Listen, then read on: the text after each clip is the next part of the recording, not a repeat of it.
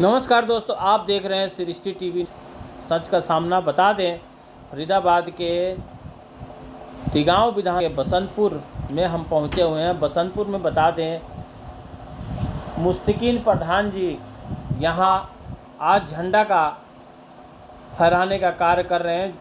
मुस्तकीन प्रधान जी झंडा फहराने का कार्य कर रहे हैं अपने कार्यालय के ठीक सामने। और बता दें, इसी बीच पहुंचे हैं अमन गोयल, वरिष्ठ नेता है आम आदमी पार्टी के, और आम आदमी पार्टी से जुड़े हुए सभी कार्यकर्ता झंडा फहराने का कार्यक्रम में शामिल हुए हैं। आइए जानते हैं अमन गोयल जी इस विषय में आज 15 अगस्त की स्वतंत्रता दिवस पर क्या कहते हैं। तो हम अमन गोयल जी से चाहते हैं कि इस विषय में कुछ कहें।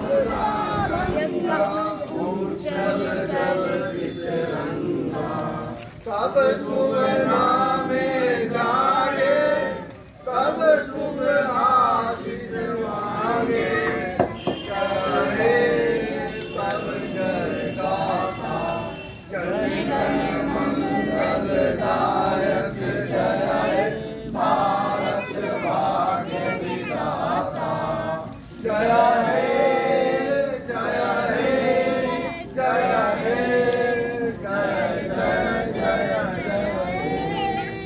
झंडे को सलामी दो, झंडे को सलामी दो, जैसे तय। भारत माता की, भारत माता की। 15 अगस्त, 15 अगस्त, 15 अगस्त, वंदे वंदे। जी के कार्यालय पर अमन गोयल जी और सालमा खातून, मुस्तकीन प्रधान जी और समाज के मौजूद सारे व्यक्ति, उनके बीच झंडा रोहन किया गया। हम लोगों के बीच अमन गोयल है। इस राष्ट्रीय पर्व पे 2 शब्द अमन गोयल जी रखेंगे। जोरदार तालियों के साथ स्वागत कीजिए अमन गोयल जी। पवित्र पर्व पर उपस्थित वार्ड नंबर जो 27 और अब होने वाला 33 वार्ड में, जिसमें हमारे अल्पसंख्यक प्रकोष्ठ के जिलाध्यक्ष बड़े भाई मुस्तकीन प्रधान जी और यहाँ के बहुत बड़े समाज सेवी के रूप में काम करते हैं डॉक्टर हेमंत जी, ब्रजेश ओझा जी, और यहाँ मेरे सामने खड़े जितने भी नौजवान साथी, सम्मानित बुजुर्ग, माता और बहनें, ढेर सारी शुभकामनाएं और बधाई आप सभी को आज 77वें स्वतंत्रता दिवस की आम आदमी पार्टी की तरफ से, आम आदमी पार्टी के व्यापारिक संगठन की तरफ से सबको ढेर सारी बधाई है। आपके लिए ये पवित्र पर्व मंगलमय हो, आपका परिवार स्वस्थ हो, सुखद हो, ढेर सारी शुभकामनाएं आपको देता हूं। साथियों, स्वतंत्रता देश को आजादी दिलाने के लिए जिन वीर शहीदों ने शहादत दी और उनके बलिदान की वजह से आज हम आजादी के अंदर सांस ले रहे हैं। शहीद आजम भगत सिंह ने हंसते हंसते फांसी पे चढ़ गए और इस देश को आजाद कराने के लिए जब उन्होंने देखा एक नौजवान साथी साइमन वापस जाओ के नारों से, जिस तरीके से लाला लाजपत राय ने लाहौर के रेलवे स्टेशन पर साइमन कमीशन का विरोध किया, तो उस टाइम अंग्रेजों का एक सार्जेंट सैंडर्स ने बेहताशा लाठियां लाला जी के ऊपर बरसाई। उस वाकया को देखकर भगत सिंह जी को यह प्रेरणा आई कि जंगे आजादी लड़ने के लिए उन्होंने उसी दिन ये संकल्प ले लिया कि मैं निश्चित रूप से इस देश को आजाद करा के रहूंगा। और लाला जी में बरसाई गई एक एक लाठी का बदला शहीद आजम भगत सिंह जी ने अंग्रेज अधिकारी सैंडर्स को मारकर उनकी मौत का बदला लिया। आपको ये बताना चाहता हूं, जिस आजादी की कल्पना शहीद आजम भगत सिंह जी ने की, जिस आजादी की कल्पना भीमराव अंबेडकर जी ने की, एक ऐसे भारत की कल्पना उन्होंने की कि भारत स्वच्छ हो, शिक्षित हो, एक अच्छा विकसित भारत की जो कल्पना की। आज मैं समझता हूं कि आम जनमानस के हित की चिंता करने के लिए हमें आगे आना चाहिए। आज स्वतंत्रता का पर्व है और इस स्वतंत्रता दिवस पर हम कोई राजनीतिक बात ना करके सिर्फ यही कहना चाहेंगे कि सभी को सभी परिवारों को, सभी लोगों को, इस क्षेत्र के निवासियों को ढेर सारी शुभकामनाएं और बधाई, और अपने मिलजुल कर इस पर्व को मनाना चाहिए। जय हिंद, जय भारत। मेरे देशवासियों, मेरे कॉलोनी के नौजवानों तथा आम पार्टी के हमारे नेतागण, आज देश की स्वतंत्रता दिवस 77 साल हो गए। जिस स्वतंत्रता दिवस के शुभ अवसर पर पूरे भारत खुश होकर के मग्न है और हर घर पे झंडा, हर दिल में तिरंगा चारों तरफ निखर रही है। आप सभी जानते हो कि गुलामी कितना बुरी चीज होती है। गुलामी एक ऐसा चीज है कि जिससे मनुष्य की हिम्मत, ताकत, इज्जत सब नष्ट हो जाती है। इस गुलामी को झेलते हुए हमारे पूर्वज जो भी थे, हिंदू, मुस्लिम, सिख, ईसाई, सब लोगों ने मिलकर के आह्वान किया और हमारे गांधी जी के एक से एक मंगल पांडे हो, अन्यथा भीमराव अम्बेडकर हो, बहुत से हमारे देश के लोग हैं जो इन्होंने अपना जान को अर्पण कर दिया इस देश की आजादी के लिए। हम लोग आजाद होकर के भी इस आजादी को समझें कि यह आजादी कैसे ली गई। जब तक क्रांति नहीं होती, आजादी नहीं होती।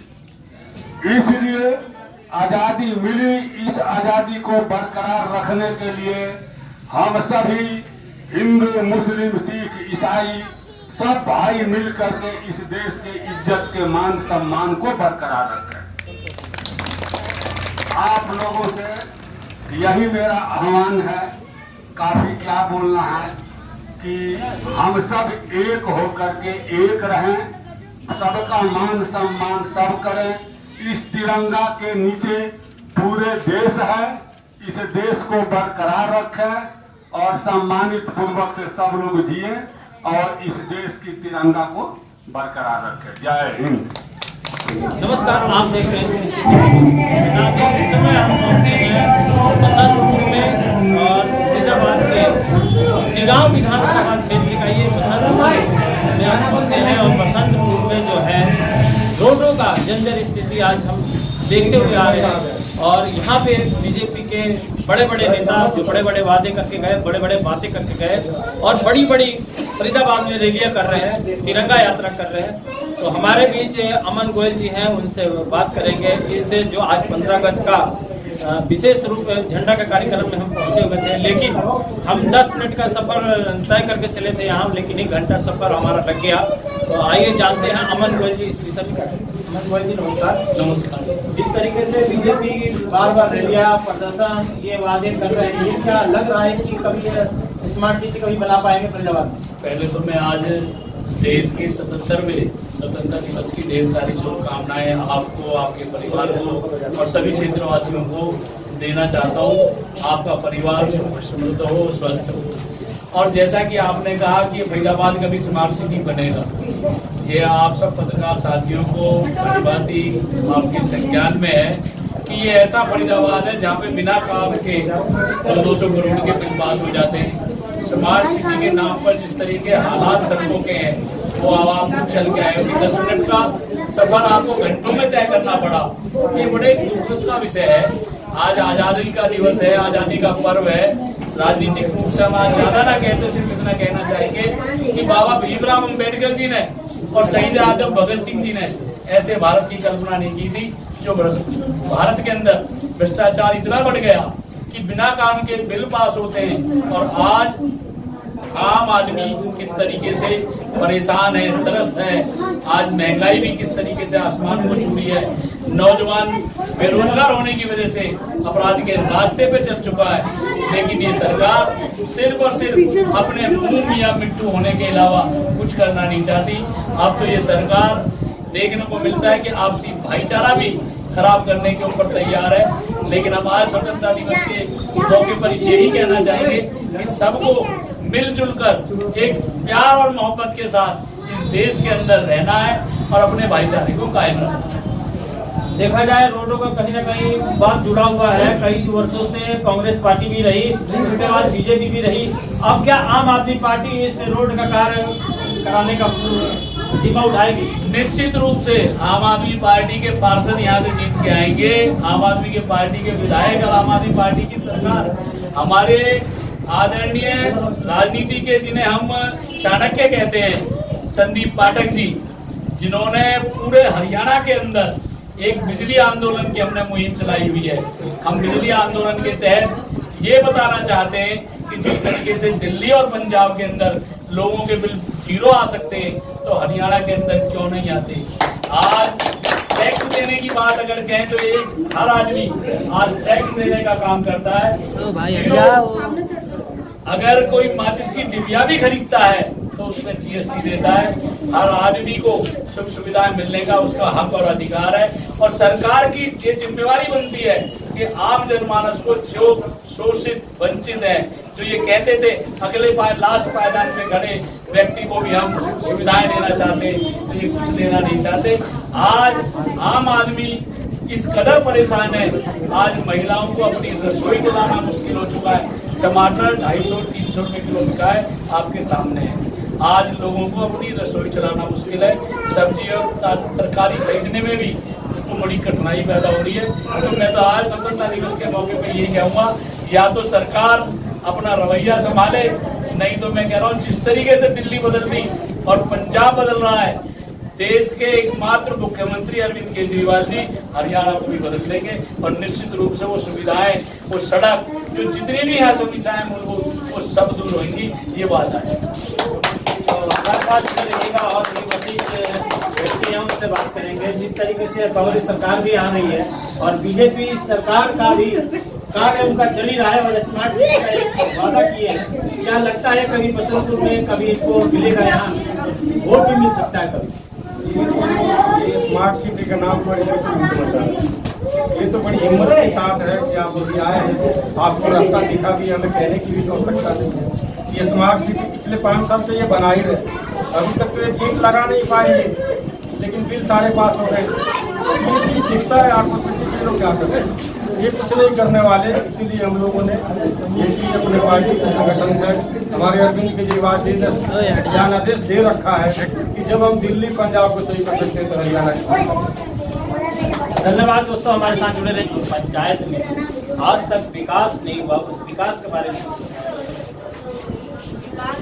यहाँ पे पार्षद बीजेपी का है, सब चीज बीजेपी का, सरकार भी बीजेपी की, फिर भी यहाँ पे विकास आम जनता को बहुत परेशानी होती है। वो तो अपना निकल लेते हैं, जहाँ पे जो आम जनता रहते हैं उसको परेशानी होती है। तो इसलिए क्या कहूँगी कि इन्होंने तो विकास के नाम पे कुछ नहीं किया, बस अपना काम किया, अपना पॉकेट भरे, अपने घर भरे, अपने रिश्तेदार से घर भरे। यहाँ पे विकास के नाम पे कहीं भी नहीं लगाया।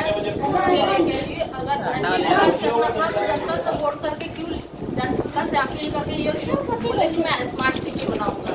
जो आज जनते कमर भर गड्ढे पानी में जाते आते हैं, मेन पुल का ढक्कन वैसे खुला हुआ, उसमें बच्चे स्कूल जाते आते, तो डर लगा रहता है कई बच्चे उसके अंदर गिर ना जाए। ऐसा विकास किया है उन्होंने। आप जीतने के बाद सबसे पहला आप कौन सा विकास कार्य करेंगे? इसके बाद पंखा चलता है, कूलर नया से उसका बिल आता है कम से कम 15,000-20,000। ये सब समस्या को दूर करूंगी मैं सबसे पहले। अगर मैं पार्षद बनती हूँ, अगर हमें टिकट देते हैं आम आदमी की तरफ से, तो सबसे पहले मैं केजरीवाल जी निश्चित रूप से जब हरियाणा के अंदर बहुमत में विधायक हमारे आएंगे तो बिजली वाला काम हम निश्चित रूप से कर देंगे उस समय। और ये पार्षद बनेगी तो हम सड़कों के, क्योंकि पार्षद के अधिकार में बिजली कम करना नहीं है, पार्षद में पावर नहीं को बिजली का बिल आपने 0 कर सकते। उसके लिए विधानसभा के अंदर हमारे विधायक आएंगे और हमारा मुख्यमंत्री होगा। पंजाब और दिल्ली की तरह निश्चित रूप से हम हरियाणा के अंदर भी लोगों को 300 यूनिट प्रति महीना और 2 महीने में 600 यूनिट। अभी लगता है कि आम आदमी पार्टी का सरकार यहाँ बन सकता है, क्योंकि 5 साल में इन्होंने विकास के नाम पे कुछ भी नहीं किया। बिल्कुल बनेगी। देखो लोग आगे कहते थे दिल्ली में कैसे बनेगी सरकार, नहीं आएगी। दिल्ली में केजरीवाल जी ने इतिहास रचा, 3री बार सरकार बनाई। केजरीवाल जी एक ऐसे मुख्यमंत्री हैं जो वायदा करते हैं उस वायदे को पूरा करने का काम करते हैं। केजरीवाल जी ने कहा कि अगर मैंने 5 साल अब जब वोट मांगने गए 2020 के अंदर, तो आम जनमानस से सिर्फ एक ही बात कही जाके, मैंने एक अच्छा बेटा बन के, अच्छा भाई बन के अगर आपका काम किया है तो मुझे वोट देना, और मैंने काम नहीं किया तो मुझे वोट देना। उसमें भी देखो इतना प्रचंड बहुमत 70 में से 62। इसी तरह उन्होंने पंजाब के अंदर, पंजाब की देवतुल्य जनता ने केजरीवाल जी पर अपना विश्वास और भरोसा जताया, 117 में से 92 सीट आई। आज देश के गृह मंत्री ये कहते हैं सुपारी जितनी पार्टी, इस सुपारी जितनी पार्टी ने मात्र 10 साल के अंदर राष्ट्रीय पार्टी बनी। ये सुपारी जितनी पार्टी के पूरे देश में 161 विधायक है।